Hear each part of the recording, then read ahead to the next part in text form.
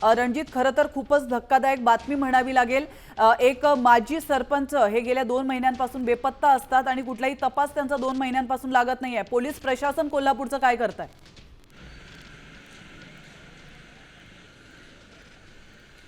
खरं तर महेश पिळणकर हे बेपत्ता आहेत की त्यांची हत्या झालेली आहे।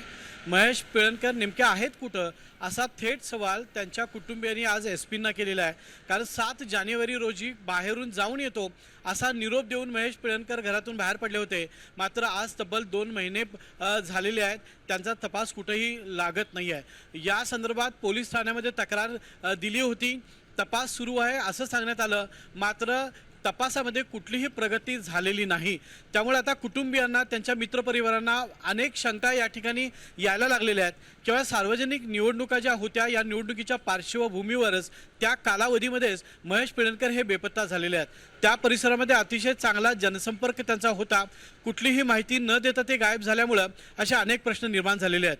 पोलिसांनी याची तांत्रिक तपास याचा करावा आणि महेश पिळणकरांसंदर्भातला खुलासा पुढे आणावा अशी मागणी आज त्यांच्या पत्नीने, मुलाने आणि मित्रपरिवाराने एसपींकडे केलेली आहे।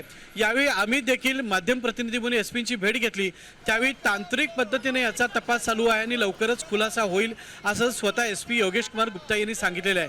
मात्र 2 महिने झाले तरीही सरपंच माजी नक्कीच रणजित, धन्यवाद तुम्ही दिलेल्या महत्त्वपूर्ण माहितीबद्दल। कोल्हापुरातून माजी सरपंच गेले 2 महिना बेपत्ता आहेत।